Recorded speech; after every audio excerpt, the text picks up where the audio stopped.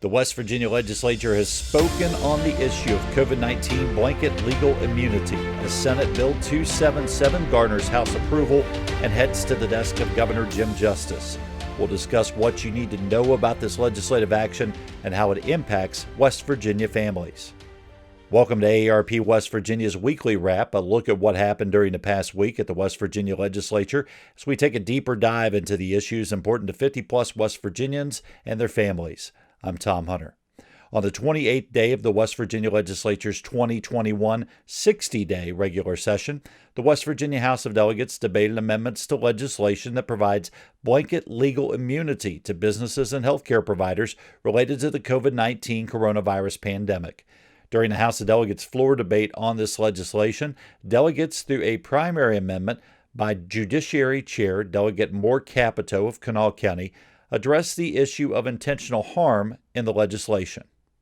On page 6, in section 5519.4 is the operative wording of this bill, and it reads that notwithstanding any law to the contrary except as provided in this article, there is no claim against any person, essential business, entity, healthcare facility, healthcare provider, first responder, or volunteer for loss, damage, physical injury, or death arising from COVID-19 or COVID-19 care or impacted care. Impacted care caused, I think, some heartburn to some folks as we reviewed this bill. We thought it perhaps to be too expansive. We wanted to ensure that we were providing appropriate protections for West Virginians. Obviously, we know the bill is targeted at providing, again, liability protection for our businesses, but we also want to make sure that we're protecting West Virginians. And so what we've done here is we've modified the definition of impacted care. We've talked a lot about hypotheticals over the past couple days, but the hypothetical that somebody went in for a surgery and something tragic happened in that operating room, we didn't feel that in those instances that sort of conduct should necessarily be immunized from a cause of action. Judiciary Committee Minority Chair Delegate Chad Lovejoy of Cabell County urged passage of a secondary amendment that addressed conduct that is conscious, reckless, and outrageously indifferent to the health, safety, and welfare of others. You know, this concept of seeing people smile again. I mean, we're all beginning to get back to normal, and that's a great thing. But there are some smiles that aren't going to be seen again, like the 700 nursing home residents in West Virginia who are now dead. That's not always the result of bad conduct either. You know, I think the vast majority of our providers are doing their very best under very difficult circumstances, and I certainly applaud them, and I even support giving them immunity. However, there is another group of actors out there that I do not applaud, nor would I give them legal sanction for their behavior. There are facilities out there that, way before COVID, had chronic understaffing problems, had lack of infection controls, and then a pandemic came and people died, and I'm not going to give them immunity. Just don't think it's right. I think those families have every right to walk into the courthouse in Cabell County and have their day in court. And if a jury of their peers agrees with them, fine, and if they don't, I accept that too. But I'm not going to sit here and use the apparatus of the state to immunize conduct that is of that nature, and I hope that you won't either. So I'd ask you to support the secondary amendment.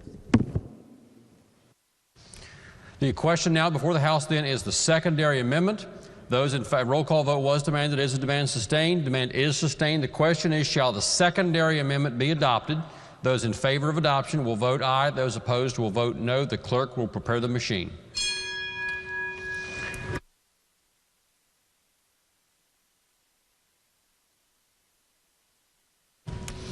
Has every member voted?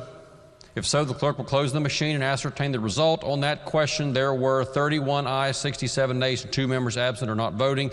Less than a majority in the affirmative. The chair declares the secondary amendment lost. Are there further secondary amendments? If not, the question is on the primary amendment. The question now before the House is the primary amendment as explained by the gentleman from the 35th. Are there members who wish to speak to the primary amendment? If not, does the gentleman wish to close debate on the primary amendment?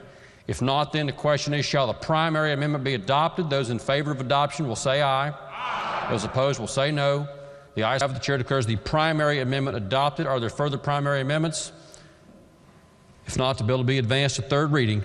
On Wednesday, March 10th, the West Virginia House of Delegates approved the amended version of Senate Bill 277 on a 76-24 vote. The West Virginia Senate concurred with the House amendments to the legislation on a 26-4 vote on the session's 30th day, sending the legislation on to the governor. Let's bring in AARP West Virginia State President Jane Marks to discuss the impact of this legislation. Jane, so many people have heard about this issue of COVID immunity, but for West Virginians who may have a loved one in a nursing home or a long-term care facility right now, what exactly does this legislation mean in the event that something would happen to their loved one while they're in care? How would it impact their legal rights? It means that you have no recourse.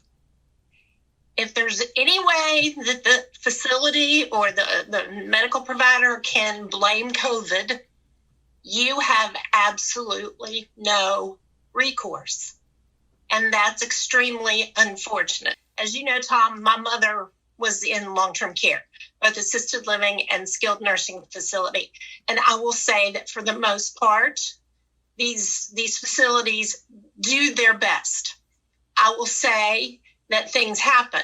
You know, for many years, I worked around and within the field of long-term care.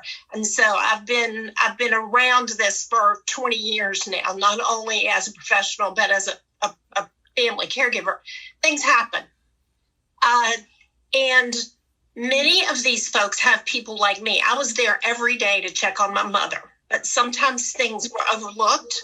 Sometimes things were missed. Sometimes things didn't happen, and I was there to notice and to point it out. That's also why we have surveyors.